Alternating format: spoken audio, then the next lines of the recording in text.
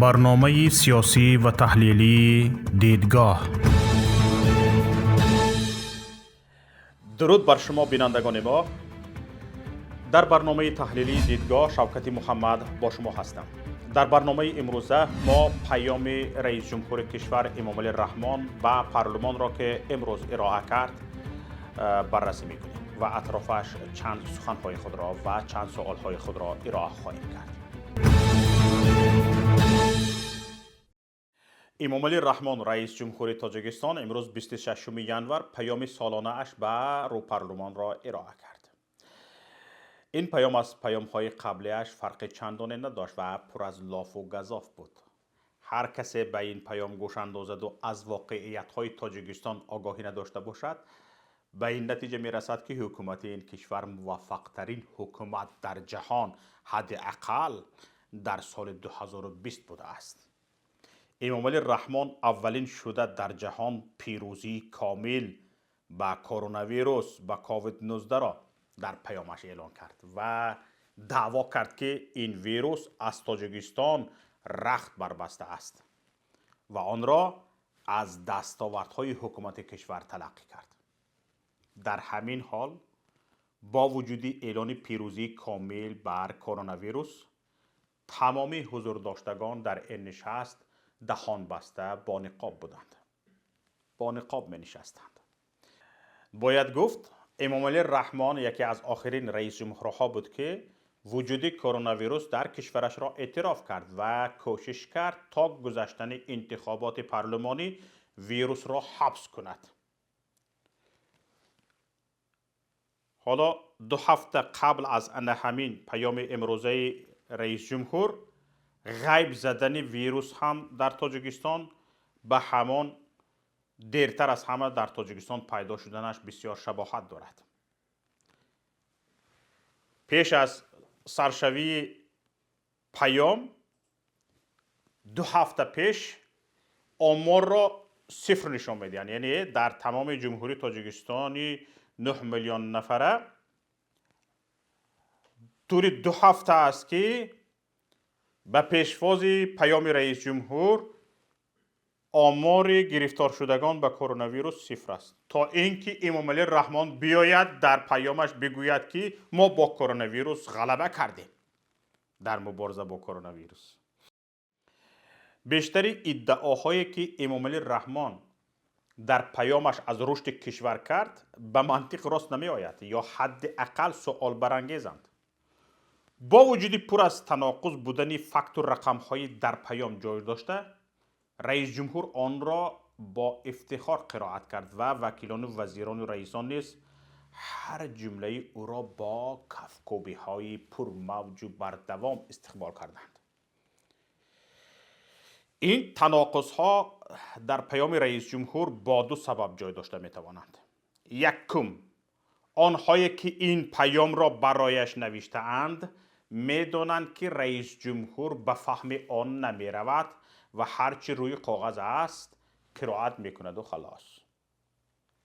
دوم، امامعلی رحمان هم می‌داند که هرچی میگوید دروغ است، دروغ، اما باید بگوید و مردم را برای مدت دیگری به عالمی خیالی بهشت روی زمین برد.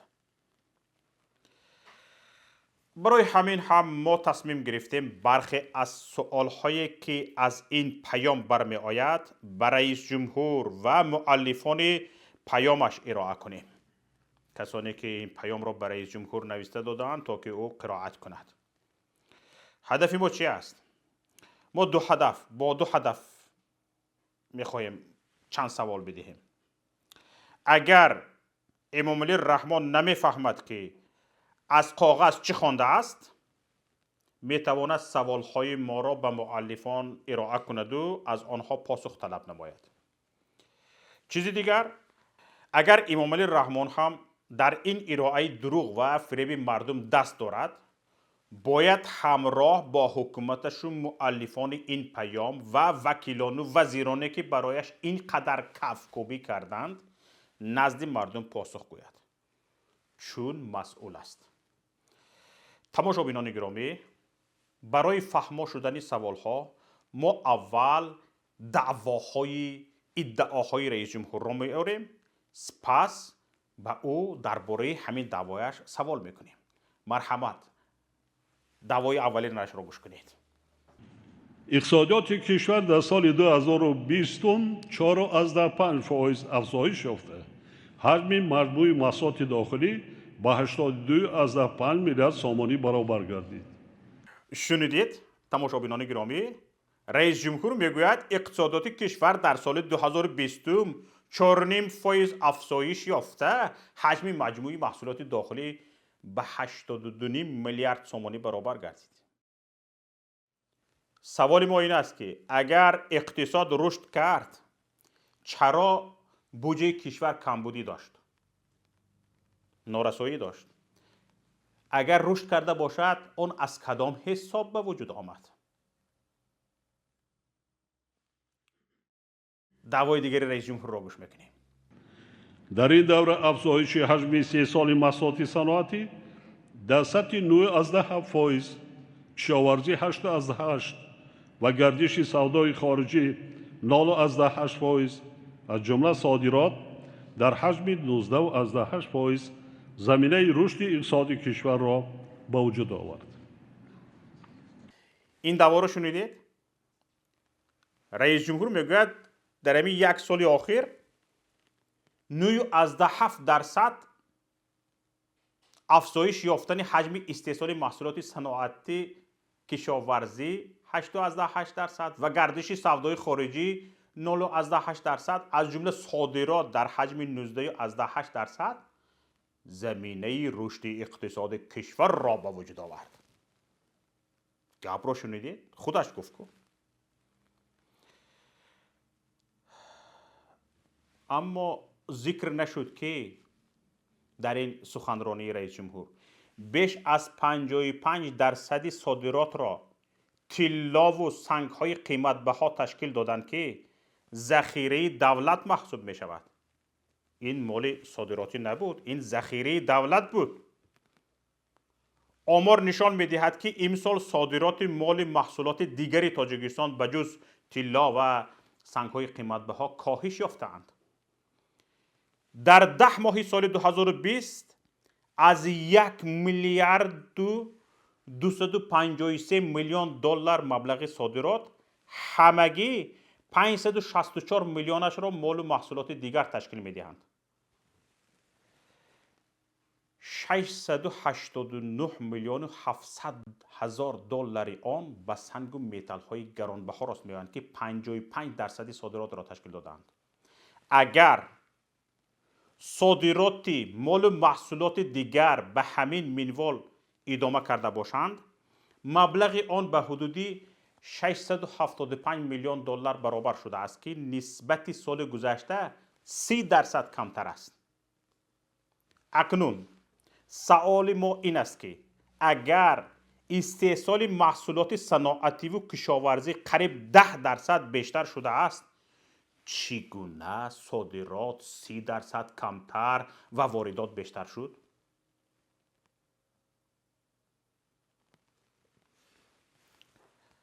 سخن دیگری رئیس جمهور را گوش میکنیم. خصوصاً استحصال محصولات آذوقه نسبت به سال 2019 28.3% افزایش یافت که به بهتر تامین گردیدن بازار داخلی با محصولات استحصال وطنی مساعدت نمود. ببینید، با گفت رئیس جمهور استحصال محصولات آذوقه نسبت به سال 2019 28.3% افزایش یافته. 28.3% افزایش یافته و بهتر تامین شدن بازار داخلی با محصولات استحصال وطنی مساعدت کرده است.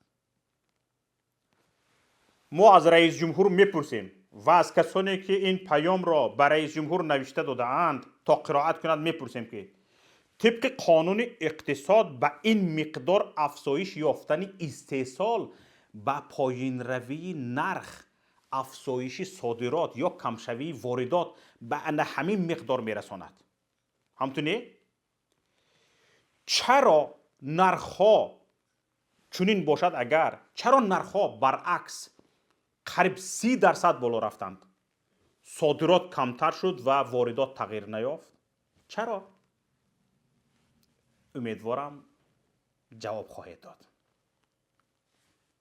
سخن دیگری رئیس جمهور: соли гузашта 300 коргоҳу корхонаи нави саноатӣ бо беш аз 6500 ҷойи корӣ, 157 муассисаи таҳсилоти миёнаи умумӣ ва биноҳои иловагӣ барои 63000 хонанда, 108 муассисаи тиббӣ ва ба масоҳати беш аз 1,2 миллион метри мураббаъ манзили иstiqomatӣ сохта ба истифода дода шуданд. در همینجا ببینید агенти омор дар ҳисоботаш гуфта буд ки соли гузашта дар тоҷикистон тақрибан 120 корхонаҳои хурд ва коргоҳҳои саноатӣ ба истифода дода шуданд ва 13000 ҷойи нави корӣ эҷод карданд. рустами имомалӣ, писари раис ҷумҳур ва шаҳрдори пойтахт дар нишасти шӯрои шаҳри душанбе иддао кард ки бо ифтитоҳи марказҳои саноатии ҷадид 24000 ҷойи корӣ барои сокинони пойтахти тоҷикистон эҷод шуд. акнун ба кадомаш бовар кунем? 6500 ироаи раис ҷумҳур, омори раис ҷумҳур дода, 1300 агентии омор ё 24000 танҳо дар душанбеи рустами имомалӣ? ба кадомаш бовар кунем? дар ин давра зиёда аз 193000 ҷойи кории доимӣ ва мавсимӣ ташкил карда шуда, даромади пулии аҳолӣ 10% афзоиш ёфт. воҳимаро дидед? мо аз инҳо мепурсем ки хусусан аз раис ҷумҳур манбаи даромади 70-80% аҳолӣ аз ҳисоби муҳоҷират аст ки имсол бинобар пандемӣ интиқоли маблағ хеле камтар шуд. қурби пули миллӣ ҳам бештар аз 10% поён рафт. нархҳо аз 15 то 40% боло рафтанд.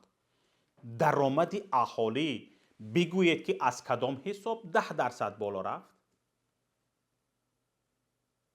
соли 2020 дар натиҷаи заҳмати содиқонаи мардуми шарифи тоҷикистон, соҳибкорони саховатпеша ва дигар шахсони бонанга номус дар саросари кишвар 18300 иншооти истеҳсолӣ, иҷтимоӣ ва фарҳангӣ ба истиқболи ҷашни 30-солагии истиқлол ба наша гирифта шуда ки бештари онҳо иншооти соҳаҳои маориф, тандурустӣ ва варзиш мебошанд, бунёд ва ба истифода супорида шуда бо ҳамин роҳ даҳҳо ҳазор ҷойи нави корӣ муҳайё карда шуд. тамошобинони гиромӣ, гуфтаҳои раис ҷумҳурро шунудед. агар фарз кунем ки ними ин иншоот ба шаҳрҳои калон рост меоянд, масалан 4000 душанбе, 2000 хуҷанду бохтар ва 1000 шаҳрҳои дигар ки хеле баид аст ин тавр бошад, пас ба ҳисоби миёна дар ҳар ноҳия ҳудуди 150 иншоот сохта шудааст. дар ҳар ноҳия ҳудуди 150 иншоот сохта шудааст. оё ба рӯи хатти иншоот ҳоҷатхона, сартарошхона ва қуттии партов ҳам ворид мешаванд? кошонаи ҳусн? агар не, пас лутфан рӯйхати иншоот дар 3 ноҳияи миёнаи 3 вилоятро лутфан нашр мекардед. дар 7 соли охир ҳаҷми умумии даромади бюджети давлатӣ аз 14,6 миллиард сомонии соли 2014 то 23,6 миллиард сомонӣ дар соли 2020 афзоиш ёфт. бубинед тамошобинони гиромӣ, раис ҷумҳур мегӯяд дар 7 соли охир ҳаҷми умумии даромади бюджети давлатӣ аз 14,6 миллиард сомонии соли 2014 то 23,6 миллиард сомонӣ дар соли 2020 афзоиш ёфт. аҷаб воҳима! бюҷаи соли 2014 ба ҳисоби доллар 3 миллиарду 100 миллион ва бюҷаи соли 2020 2 میلیارد و 200 میلیون را تشکیل میداد. از افزایش بودجه با سامانی و کمشویش با دلار زندگی مردم بهتر شد یا بدتر؟ تنها در 5 سال آخر در داخل کشور به مبلغ عمومی بیش از 44 میلیارد سامانی محصولات عوض کننده واردات استحصال کرده شد که باعث خیلی کم شدن وابستگی بازار استعمالی از محصولات وارداتی کردید. گپ را بینید. سال 2015 هم تاجیکستان به مبلغ 3 میلیارد و 400 میلیون واردات و سال 2019 هم به مبلغ 3 میلیارد و 400 میلیون واردات داشته است. یک خیل. پس چگونه وابستگی بازار استعمالی از محصولات وارداتی کمتر شده است؟ سال 1991 در کشور همگی 358 کارخانه صنعتی به قید گرفته شده بود. تنها سال 2020 300 کارخانه و کارگاه‌های نوی صنعتی با زیاده از 6,500 جای کاری ساخته به استفاده داده شدند. در نتیجه سال گذشته شماره کارخانه‌های صنعتی به 2274 رسیده. طبق هدف‌های معین گردیده در 7 سال آینده به زیاده از 3,500 رسانیده می شود، یعنی بیش از 54% افزایش می یابد. ببینید تماشاگران گرامی، از مراجعت خودی امام علی رحمان به حکومت در اکتبر سال 2019 سال 1991 در کارخانه‌های صنعتی تاجیکستان 215,000 نفر یا 13% اهالی فعال در اقتصادیات کار می‌کردند. سال 2018 این رقم‌ها متناسباً 85,600 و 3.5% را تشکیل دادند. یعنی سال 1991 در هر کارخانه صنعتی به حساب میانه 600 نفر و سال 2018 همگی 40 نفر کار میکردند. 600 کجا و 40 کجا؟ سوال ما این است که کارخانه صنعتی گفته امام علی رحمان چرا در نظر دارد؟ آیا سیخ‌های دوزندگی که در هر سفرش به ناحیه‌ها لنته‌اش را میبرد به شمار این کارخانه‌ها وارد میشوند؟ 358 کارخانه که 215,000 نفر را به کار تامین میکنند بهتر است یا 2200 که 86,000 را؟ سخن دیگری رئیس جمهور را گوش میکنیم. در دوره صاحب استقلالی کشور جهت حل مشکلات ساحه انرژتیک و رشد آن 34 لایحه دولتی سرمایه‌گذاری با مبلغ 57.2 میلیارد سامانی عملی کرده شده است. حالا در این سمت باز 17 لایحه دولتی سرمایه‌گذاری با مبلغ 16.4 میلیارد سامانی تطبیق گردیده ایستاده است. 57 میلیارد و 200 میلیون جمعی 16 میلیارد و 400 میلیون می شود 73 میلیارد و 600 میلیون سامانی. بله؟ در این مدت برق تاجیک بیش از 30 میلیارد قرضدار شده است. همطور قرض‌های از طرف دولت بخشیده شده اش به نظر گرفته شود در عموم بیش از 110 میلیارد سامانی می شود. یعنی پول دو روغن مصرف شده است. پس چرا مردم تا حال برق ندارد و این پولها کجا شدند؟ رئیس جمهور و کسانی که پیام را برای قرائت رئیس جمهور آماده کرده اید حالا به این سوالها جواب را آماده کنید. باز چند سوال دیگر در راه است. آهن را در گرمیش گفتن خوب است. حالا برای جواب به این سوالها تنبلی کنید. سوالهای دیگر که بالای سوالهای امروز ضم شد وزنی نتان بیفتد. سلامت باشید.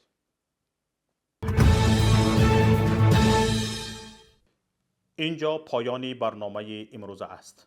با امید دیدار در برنامه‌های دیگر. خدا حافظ.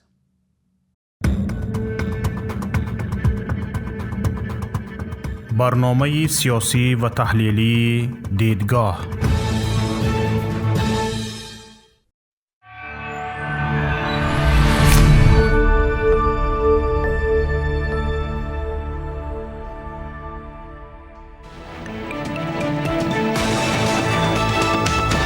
رادیوی پیام، در فضای سیاست صدای جدید.